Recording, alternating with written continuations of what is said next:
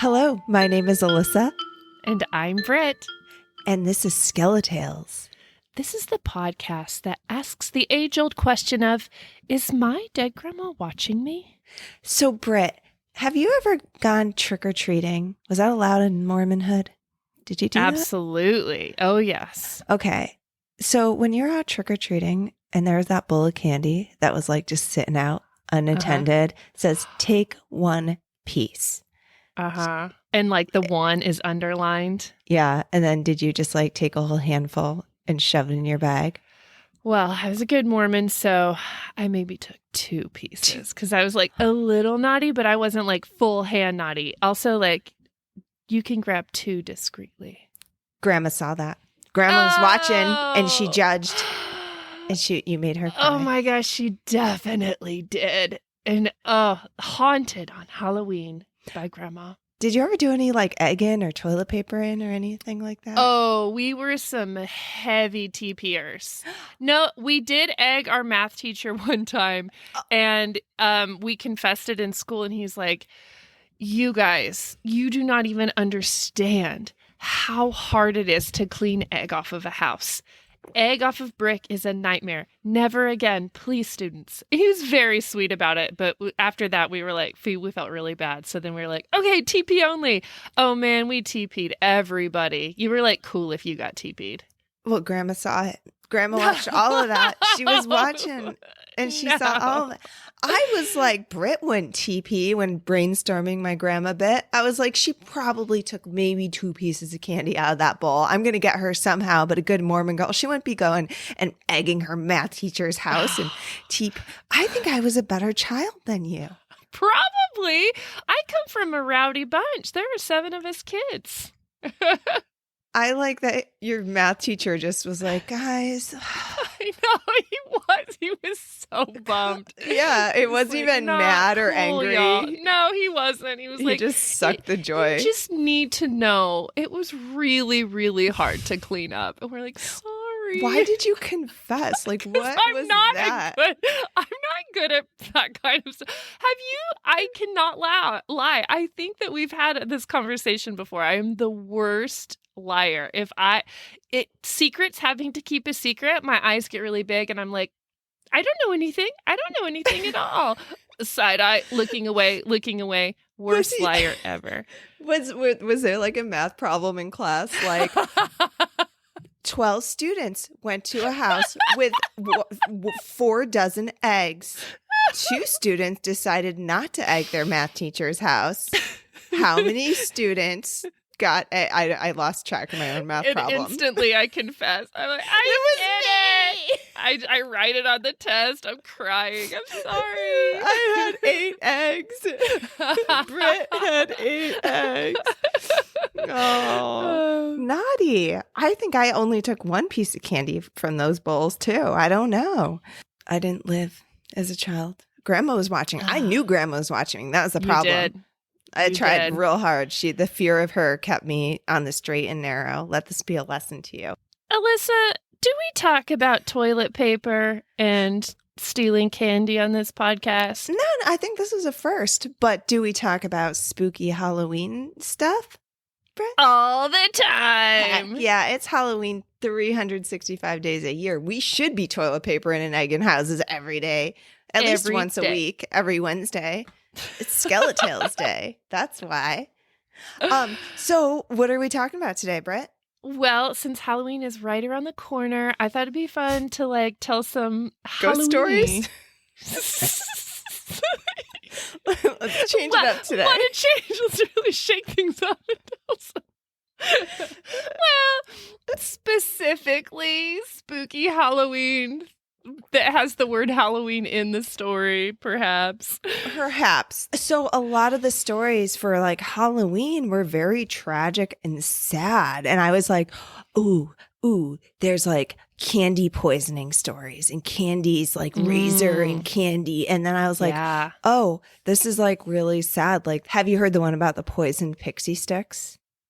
Oh, no. How a family went out trick-or-treating with like some friends and their kids' friends and everything.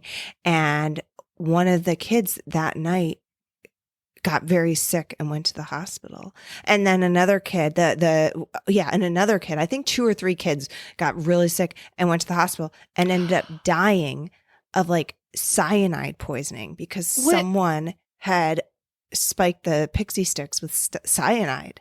I think I did hear about this, but it was all in the same group of kids trick-or-treating together, right? It was. It was all in the same group of kids. You know, they found out who it was, didn't they? Yeah. Do you know who it was? I think I remember this story, but you have to finish it. One of their fathers had taken a life insurance policy out on his kid and fucking poisoned him with cyanide. And in order to make it seem more believable that it was just a random poisoning going around and trick or treating, he'd given all of the kids in the group the fucking cyanide pixie sticks. That's so fucked up. Super evil.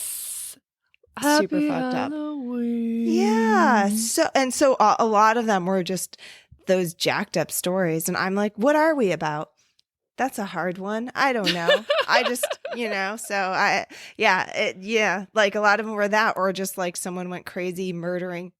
In my head, I was like, I'm going to find a really fun story about someone posing as a haunted house, like character, like working in a haunted house who actually kills people. I was like, wait a minute, this isn't fun. Once I got into it, I'm like, oh, this our is version like of fun. Really fucked up and brutal. Wait, how are we supposed to laugh at this? I don't know how we could laugh at that. So anyway, that's not what I did. And so that's what good. I didn't do any of those morbid ones either, but now I am a little scared to go into a haunted house. But let's be honest, I was scared before you mentioned a murderer being in there too. Hey, weeks ago, you told me that you had a story that you needed to tell me about our not so imaginary friend. Oh, yes. I do have an update that I always forget to tell. Okay, so the last update was a long time ago. So I'm going to give a little brief for any new listeners that we have. I have a friend, Julie, who has a little daughter, Alissa.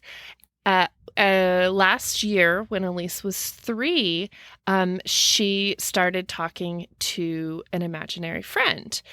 And now this felt different to Julie because... Okay, wait. No, I'm T.O.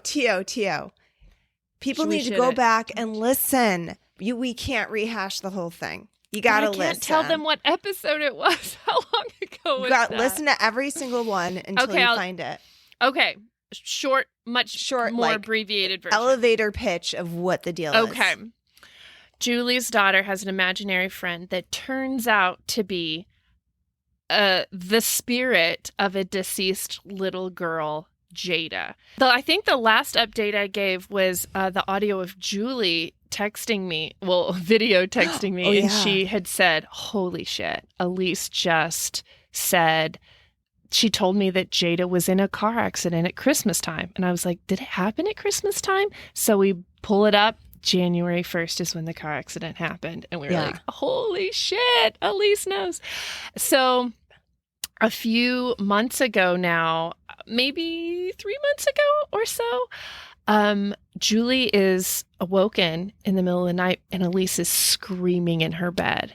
And so Julie runs to Alissa and Alissa is crying and crying. And she goes, what is it? What's wrong? And she was like, I was just in a car accident with Jada and the roof flew off.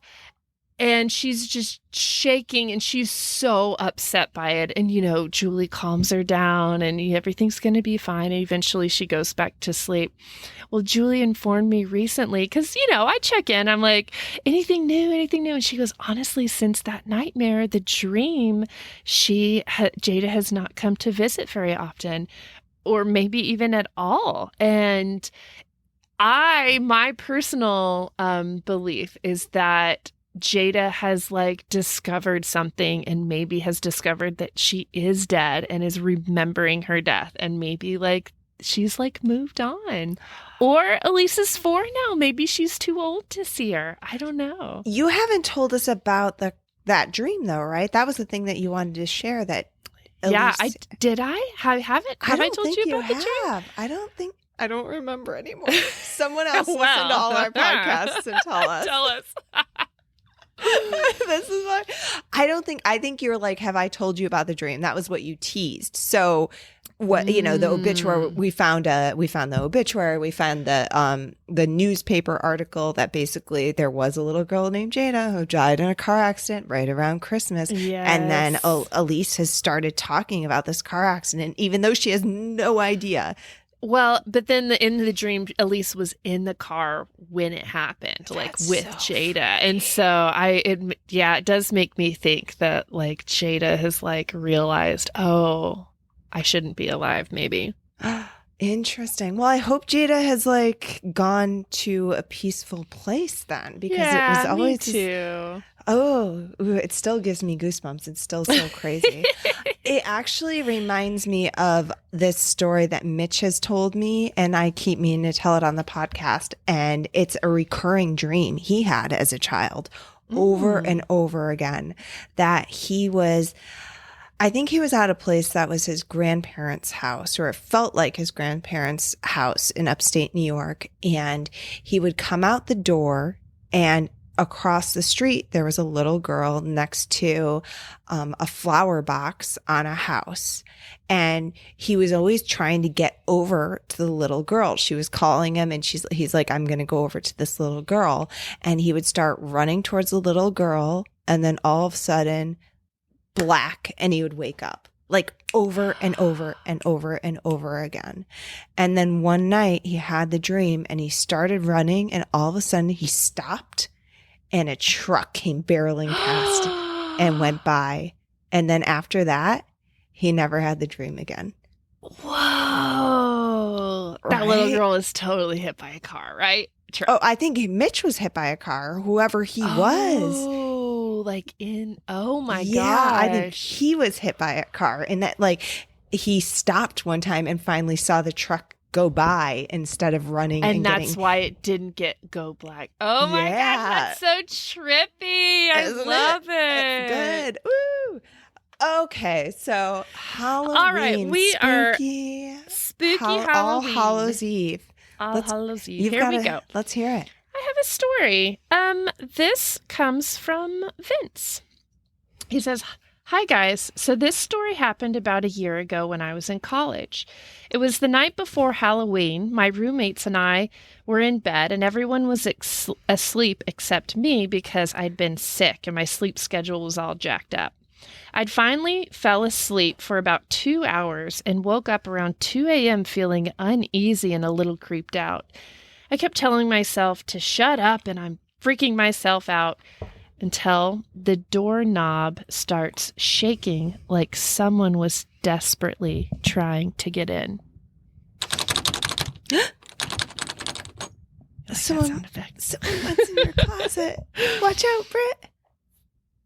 The way our room was laid out was that it was split into a front room and a back room. I lived in the front room. My bed faced the hallway window, and the door was just off to the left of the window. So I knew no one was standing at the door because I couldn't see their shadow cast in the window. Also, my bed laid horizontally against the wall and was right at the corner to the hallway. You had to zigzag through our room to get to the back. All I could do was lay there and stare at the door while this was happening for a solid 2 to 3 minutes. After it stopped, I just laid there awake, and then it started again. I tried to listen for voices and stare intensely at the window, trying to see if I could catch someone's movement, to see if someone was out the window. I was too scared to actually get up and peek through the blinds. After it stopped for the second time, I said out loud, "Fuck this! I'm done with this shit. Good night." After I closed my eyes to go to sleep, I heard a voice in my ear say, "Night." I immediately opened my eyes and laid frozen for a hot minute, and then proceeded to get on YouTube to watch happy videos, which is what I would do too. Heck yeah. And all while listening to our desk chairs creak as if someone was leaning back in them. Okay. So the whole deal with Halloween is that it's like it's All Hallows Eve, right? And you're able to it's the one day that like spirits can go roam the earth and everything. The veil is thinned. Yes. Yeah, so that's the deal with Halloween and the tradition of Halloween. I feel like a lot of that has been lost in candy and costumes, right? But if you sit and just be still with it, maybe I do appreciate that there's more celebration for the Day of the Dead, and that's like talked about a little bit more, where it wasn't so much when I was a kid. Yeah, no. Well, you live closer to like Mexico, where it is more of a tradition, right? Yeah. Like, is it not so much up there? Nah. Oh, bummer. Not anymore. Or no, I don't feel like no. So my short answer, no. But y'all missing out. I feel like we know about it more because what's that cute look, Coco? Coco, love Coco. I love the idea of Day of the Dead, though. What does that look like in your area? Well, typically, and each year I want to, make a ofrenda. My sister-in-law does. They're really big on the tradition, but you make an ofrenda, and you celebrate those who have passed. No, you're saying like this is an everyday word that everybody knows. I have no idea what you're talking about. You watch Coco. It's on Coco. He takes the picture off the ofrenda. But what I like about the sugar skulls everywhere. Okay, I know what skulls are and sugar skulls. I do know what that is, but what's an ofrenda? What is that? I just told you. It's like a table you set up that you put photos or like a shrine? Trinkets of things. Yeah, kind of like a shrine. And you can put flowers on there, and it's like you're respecting your family members and loved ones who've passed. And Day of the Dead. I love that idea. It's their day.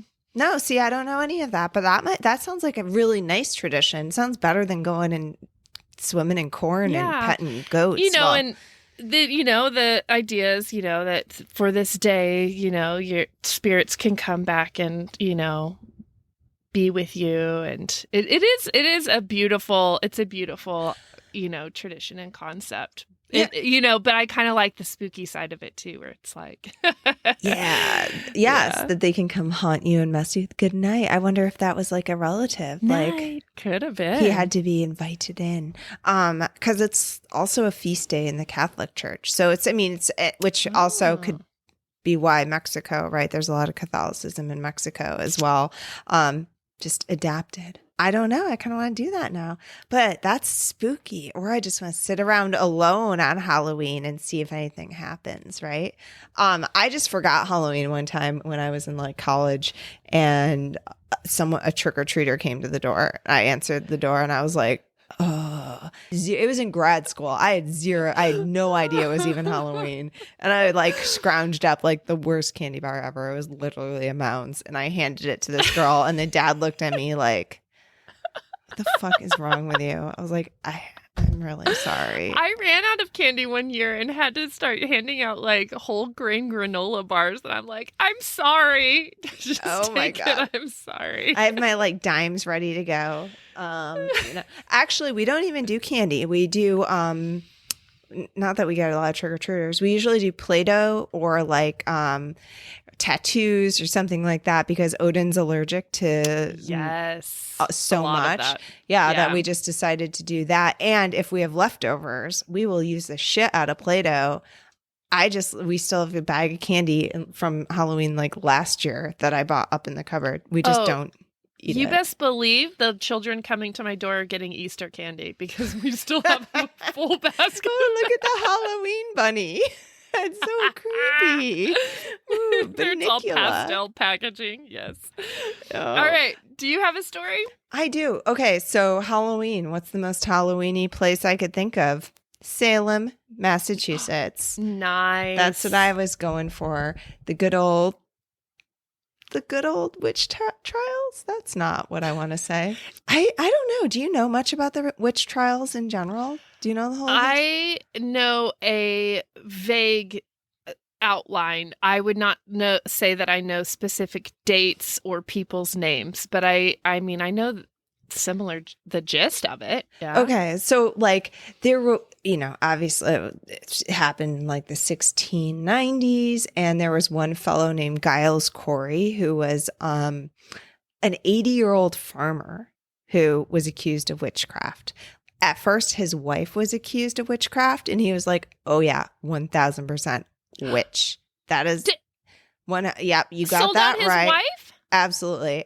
Believed she was a witch until someone accused him of being a witch, and then apparently he just went mum on it. He wouldn't even like he just went mute in court. He wouldn't deny or confirm anything. I don't think it mattered. It was sort of just like didn't matter what they said. They ended up hanging him all or do whatever. But not Giles Corey. Giles Corey got pressed to death, which he got laid down with boards over him, and they just kept putting rocks on him. An 80-year-old man. And they would just like ask him to repent or, confess. Because that was it. Either you confessed and died, or you didn't confess and died. Like there was no good way out. Yeah, there was no good way out. And so every time they asked him, he was just like, more weight. He would just be like, put on another one. It took him 3 days to die. This poor old man. Terrible. Nightmare. Right? So then there's a legend, apparently, that he put a curse upon the sheriffs of Salem. And for like the past 300 years, all of the sheriffs of Salem have died or had to leave office or their position because of heart trouble or blood trouble of some sort.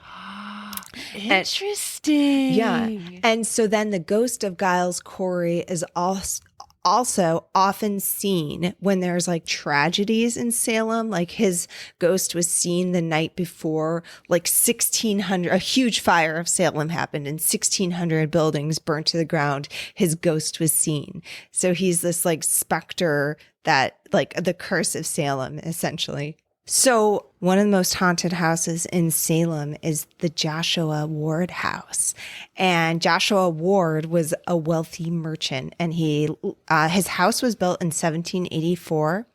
And it was one of the first houses in Salem to be built of brick. And Salem, if you haven't been there, is like it's right on the coast. It's a harbor town. Sure. Okay. There's a wharf. I don't know. It is a gorgeous old town. Like even now I'm like, oh my God, it's very quaint. It's super quaint. It's super New Englandy old architecture. So yeah, obviously the house was built in 1784. It's old as shit. Apparently the witch house in Salem, I don't know. I was going to say you've probably seen pictures. There's the only one, I think it's the last house standing that actually has connections to the witch trials. And it's a big black bulky house, and definitely rumors of it being haunted, definitely stories of it being haunted. It's now a museum. It is just cool as shit. It was, with built all in like of the deaths. Yeah. So much. And death. built in the 1600s. That house, I mean, there were generations of families who lived in there. Babies died, like all sorts of things happened there. But that's not the one I'm talking about. The one I'm talking about. Like Salem's just so cool. The one I'm talking about is the Joshua Ward house. So the Joshua Ward house is said to be the most haunted house in all of Salem. And George Washington stayed there once. The house was born after the witch trials. The house was built much after the witch trials. I think because so many houses burnt down, like just shit burnt down. So there's like one house that's still connected to the witch trials. So it was built in the 1700s, but it was built upon the same foundation or area where the sheriff, George Corwin, who was sheriff during the witch trials and who was cursed by Giles Corey, lived. So when he died, he was said to be buried in the basement of the building because they were scared that either his corpse would be defiled or dragged out, or I mean, if he's the one that's like burning all of these people and murdering all of these people because they're quote witches, then yeah, he deserves to be like maybe Well, behind a horse. I think he had some enemies. He also like apparently confiscated the property during the witch trials. Like there was some drama. He was a scoundrel, huh? Some 17th century drama. Yeah. And Okay. so even the guy who he like stole his land, Philip English, was like, I'm going to steal that body once he dies. Like he apparently he was that body, it's mine. So the family didn't feel comfortable like burying him in a cemetery. So they buried him in a stone-walled cellar beneath the house. Oh, shit. So then Joshua Ward built his house over this cellar, which, because apparently the original house burnt down. And so supposedly the house is haunted by this sheriff from way back, the Sheriff Corwin, who was around. That is not the kind of ghost you want in your house. No. So apparently Corwin, when that's a hard word to say. Corwin? Corwin. I don't know. That's my old English, my old American accent. So Sheriff Corwin, apparently he would bring the accused witches to his house and strangle them in an attempt to make them confess. He would put ropes around their neck and try to like force confessions out of them by strangling them. Hate him. And so there's a ghost in this house that they call the Strangler because people have reported like walking downstairs and all of a sudden feeling like they couldn't breathe, and that like there's like they didn't feel like there's nobody choking them, but something was choking them, or like hands on their shoulders just about to like strangle them. Oh, can you imagine? No, I know. And so then real estate, like, and then other things like, kind of typical poltergeisty things. Sconces are, dumped out. Papers are moved around. Trash baskets are turned over. A real estate agency occupied the property for some years. And there's like one famous photo that was taken during a Christmas party that people are convinced was a witch in it. Like it's a Polaroid and this like, it has this crazy dark hair. I'll post a picture of it in the show notes. Oh, yes, please. But again, were there really witches? Not likely. Are there vengeful spirits? Probably. Right? Like people who are like, fuck y'all. Yeah. Although where's this sheriff get off being all pissed off? I don't know. Anyway, there's others like reports of people like hearing other people doing it in this house and just like regular spooky things. But wait, like have like boning, but no one's there. Oh, but no. I am. That's an interesting haunting. Right? I don't know that one before. As soon as you hear that the sheriff used to bring women accused of witchcraft and start trying to strangle. Yeah, I don't know. So well, and that's all, who knows what else. Yeah. So, but the picture was kind of what drew me to this story. It was like this really creepy Polaroid that at the time it was taken, people were freaking out because it was like such a scary, creepy picture. But really, if you look at it, the skeptic in me is probably like, oh, it was a picture of a woman taken in front of a wreath. But the deal was that they were trying to take pictures of everybody in the office to make like a little like photo wreath of. They were trying to like, you take a picture of Carla and a picture of Dan, and then you make a little wreath. And so everyone had stood and taken this picture. And then one of them came out with this like super dark image of a woman with this like wild hair that very much looks like a typical witch. I gotta see this photo. That's awesome. Yeah, it's super cool. And Salem seems like it should be haunted as fuck. Like all of these women getting burned, hung, and drowned, and watch it. All of the only witch was probably the one dude who cursed the sheriff. Right? The one guy who's like, oh, yeah, she's good. Well, then there's like that whole, Tituba, right? Have you heard of her at all? Tituba was like the Caribbean woman, I think, that did practice like voodoo or something, but she definitely she had different beliefs than other people. Like she was not of Puritan blood or whatever and lineage. Well, that was really the point of it, though, is anybody who was different was... Right. She lived, though. I don't think she ever even got like the one lady who you would think that in those times would be the one. It was just like fucking a horrible, evil gossip circle. Like, and that's what like just took these people out. I don't think it actually happened on Halloween at all, but I think they drowned, right? I don't know. I mean, I don't know. Well, I don't know enough of it. They hung them. Well, burnt were they not burned in Salem? Not Maybe in that was Salem. over in England. Yeah. But they also like it happened like 50 years after Harvard was founded. Harvard University was like down the road, right? You don't think about that. Like there was a university and the education hanging witches, and they were hanging witches. Like an hour down the road. And covered wagons or whatever the fuck they ran, you know. It was probably a little further than that. But yeah, I believe that they hung them because I think there's like a hanging tree and stuff. Yeah, a hanging tree? Is that what I just said? I think it's a hanging tree. I knew where you're going. Hanging tree. Anyways, that's my the Salem witch trials. That seems spooky and Halloweeny.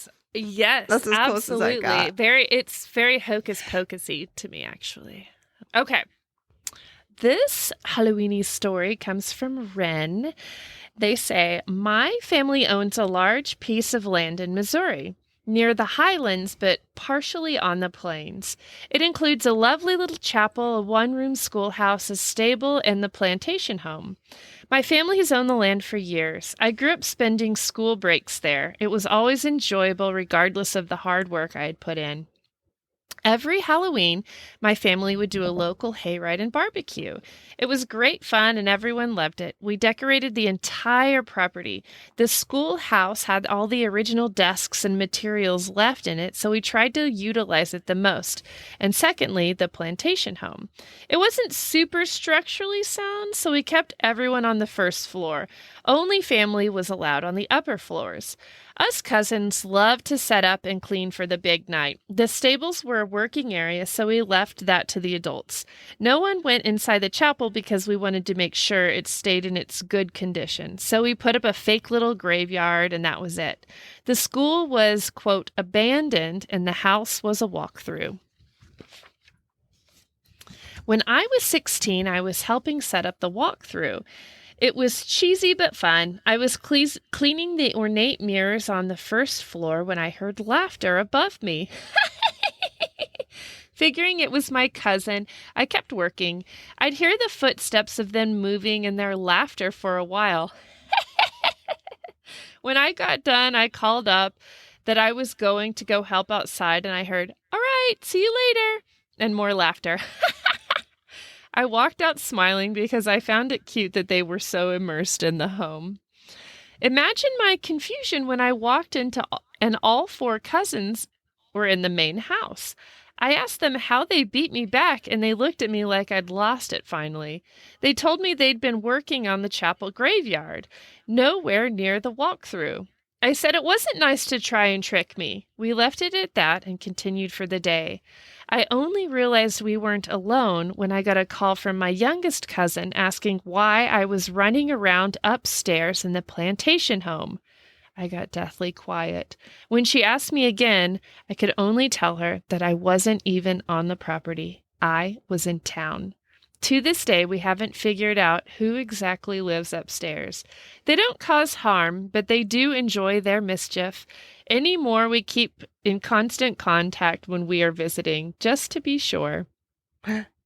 I love that. Yeah, that like they're setting up this whole like Halloween setup for everybody to like enjoy and be spooked. And sure enough, there's like a spirit clearly enjoying the moment and enjoying themselves. Yes, I love this idea of like really leaning into the thinning of the veil, and like they're just like having a good time, and they're just like, okay, good, laughing and running around. Yes. Yeah. Yeah, I wonder if it's because they can like feel the floors and do, like they're like, we're making noises, we're making stomps, and we can talk to her. That's so cool. Oh, that sounds like a cool place, regardless. I know. I want to go. Oh, that's awesome. I'm going to do one more. I'm just going to go like old hardcore, like just the history of Halloween. I didn't know this shit. Do you know where jack-o'-lanterns come from? The man named Jack. Stingy Jack. Who had a scary face. No, it's apparently like an Irish legend that a man nicknamed Stingy Jack. He was not born with the name Stingy Jack. Like, let's name Stingy little baby Stingy Jack. And according to the legend, Stingy Jack invited the devil to have a drink with him, and Stingy Jack, of course, being stingy, didn't want to pay. And so the devil convinced Jack to turn him into a coin that Jack could use to buy their drinks. So the devil didn't want to pay either. Like, spoiler, of course the devil didn't want to pay. And so once the devil did that, Jack just stole the money. He didn't pay with the coin. He kept the coin and he put it next. The devil coin? Yes. Okay. He put it next to his he put it in his pocket next to his silver cross, which prevented the devil from changing back into his original form. So he captured the devil. Jack eventually did free the devil, but under the condition that the devil wouldn't bother him for 1 year. Like, I don't know why 1 year. What is that? I would say like 50? Yeah, 50 right. years? 1 year. And that if Jack should die, the devil would not claim his soul. So the next year, Jack tricked the devil into climbing into a tree to pick a piece of fruit. And while he was up there, Jack carved a sign of the cross into the tree's bark so that the devil could not come down until the devil promised Jack not to bother him for 10 more years. There you go. So devil doesn't seem very bright to me. Right. The devil seems like really easy to trick by stingy Jack. Come on, devil. That's right. So after that, Jack died, and God would not allow such a stingy, unsavory fella into heaven. And so the devil was like really peeved with Jack, obviously. And so he wouldn't let him into hell. And so he sent Jack off into the night with only a burning coal to light his way. A burning coal from hell, probably, right? Yeah. So Jack put the coal into a carved out turnip, not a pumpkin, a carved out turnip, and has been roaming the earth ever since. And the Irish began to refer to the ghostly creature as Jack of the Lantern, and then simply jack-o'-lantern. And there's it. Whoa! Because Odin told me, Odin told me that they used to carve like even beets and turnips and potatoes into jack-o'-lanterns. They're so small and really hard to That was my exact thought. That was some really smart mom, was like, fuck this. You know what would be great? A hollow vegetable, like a pumpkin. Yeah. Well, and the pumpkins are native to America. So they're like, okay, this is the thing we need to. Yes, the Newfoundland. They were like, this is the one. And so that's how people started carving like beets. But that does seem so hard. So hard if you've ever carved or even cut up a beet. True. Beets are really tough. Yeah, they are not an easy carvable thing. Yeah. Yeah. Well, it may be with that. It would have to have a coal inside of it. So, yeah. But I mean, what else are you going to do when the sun goes down? You're like, let's carve a beet. Into this beet. Yeah. Here, kids. Keep busy as a beet. But imagine too carving into the beet. Your hands are all blood red. Yeah, that actually seems jack-o'-lantern. Creepy. Super Halloweeny, and they'd put them in the windows to scare off stingy Jack and other evil spirits. So that's how jack-o'-lanterns came to be. If you didn't know, now you know. And if you did know, thanks for listening. So you have another Halloweeny story? I do. Ooh, well, it takes place on Halloween. Okay. Near Halloween. Okay, seasonal. Seasonal. Here we go. When I was a child, I lived in a very isolated house nearly 20 miles from our nearest neighbor.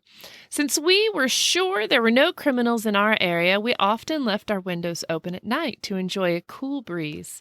One day, about 3 days before Halloween, Halloween. Yeah, seasonal. Yeah, pretty close. I woke up and immediately felt a pressure on my chest. Sleepily, I rubbed my eyes clear to look. Oh, and took a look. Seeing that one of my idiot siblings had left a toy spider on my chest to scare me. Of course, I was amazed that they'd managed to find a spider toy that was so realistic. But at the end, the size of a dinner plate. It was just too large to be real. Then it moved. I froze in terror as it took a few steps towards my face. After a few seconds of terror-induced paralysis, I screamed at the top of my lungs and threw my blanket off me before running from my room, smacking into the hallway walls no less than 5 times as I desperately searched for an adult to kill the monster. Finally, my father went in there to kill it, and I heard him shout, "Holy shit!" And then he stomped on the ground over and over and over before coming out. "Get your mother to bring me the fucking shovel," he told me, and I peeked past him to see the spider in pieces on the floor, its guts all over the area. Then I got my mom to bring him the shovel. He scraped the remains off the floor and flung them out the window. Never again have I left a window open, and the memory of that spider staring at me still haunts me. Where the fuck did she leave? I love bring me the shovel. Like, you need a shovel for this spider. I mean, the size of a fucking dinner plate. That thing's like huge. It's got to be, what, 10 inches round? Where did they live? Isolated. I'm going to guess like Arizona or something. Do you have big ass spiders down there in Texas? I mean, there's wolf spiders, but they're not as big as a dinner plate. How big are they? Wolf spiders? I mean, maybe like a tea saucer. I think so, right? That's like big. That's they're big. pretty big. Okay. We've got like tarantulas out here too, but those are more like traditional big, not so much like massive Australian. Australia has some big ass spiders. Maybe this was in Australia. It didn't say, did it? I don't think it did. It just said an isolated area.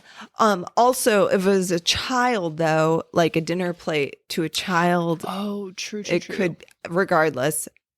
Oh, no, that is so. The imagery of it all. And then they need a shovel. I thought that she was going to like imagine it. I thought it was like going to be one of those, like, it's almost better that like her dad found it, right? Yeah. Like, and it didn't just disappear. Right. Oh, if it was turns out it was your imagination. We can't find a spider. Go back to bed. Shake it off. Oh no. Can spiders have rabies? She should probably have gotten some shots anyway. Okay, Google. Get rid of those. I don't think they can. I totally thought that was not going to be a real thing. I thought that it was going to be her imagination. Twists and turns. No, and get the shovel. A shovel. That's like, no, you sell your house. You can't have spiders. They require or just shovels. shut your window. It's fine. Shovels to remove. A tissue is a reasonable thing to grab to remove a spider. A shovel, never should a spider necessitate a shovel. If it does, you live in a not okay area of the world and you need to leave immediately. That's my opinion on that. I don't mind a spider. I don't want one in bed with me, but I don't mind one. They eat insects and bugs. Big ass ones like that. I don't need that. No. I mean, I don't want it in my house, but a dinner plate size spider. Like, what if you had a spider problem like that, and then you just had fucking big ass like pet? Those are like cat-sized spiders, rat-sized spiders. Oh, that's true. All a over whole your house. rat-sized spider. Oh, yeah. Okay. I mean, not in my house, but like, yeah, that would like catch. It could catch baby mice in its net. Like, I guess that's true. Its web. I wouldn't need a cat. I would have my spiders roaming the property. There you go. Catching Who needs cats mice anymore. Jeez Louise. Okay, well that was great. That was a double dookie, a double decker of double spooky dookie, because it was spiders, which are a traditional Halloween decoration, and 3 days before Halloween, the spider was just like, we're doing this thing. Yeah, let's get Halloween. on. Let's go. Yeah, celebrate good times. Yeah. Come on. Wait, what the fuck? You're smashing me with a shovel. Ah, This damn is it. not how this is supposed to go. Maybe it was her grandma. Oh, Grandma just wanted to celebrate Halloween. Yeah. Too bad. It's me. Get the shovel. So if you have any stories, dear listeners, about creepy things that happen on Halloween, have you ever been to Salem and had anything spooky happen to you? Do you live in any haunted hotel? Anything haunted? It doesn't even matter. If you live in a place that has plate-sized spiders, please tell me why you live there. Don't even tell me a story. Just explain yourself. No, I want to hear this Explain story. yourself. And also where you live, because we don't know where, like with a map. Yeah, Circle you it have on to a mail map. us the map. So many specifics. Very, very specific with us. We have a few ways you can send in a story, though. You can write it in, type it in to our hot box. At skeletalespodcast@gmail.com. You can also call our hotline. 302-689-DEAD. 302-689-3323. We are also on all of the social medias out there. So you can find us, Skeletales Podcast. We've got groups. Yeah, on the Instagrams, on the Twitters, on the Facebooks. Find us. You can message us there too. We love that. Even just to say, hey, you guys are pretty cool. Yeah. Hey, Alissa. Hey, Britt. So, Alissa. What, Britt? What? Are you going to tell me Happy Halloween? Hey, Happy Halloween. Thanks. And haunt y'all later. Haunt you later. Good night. Good night.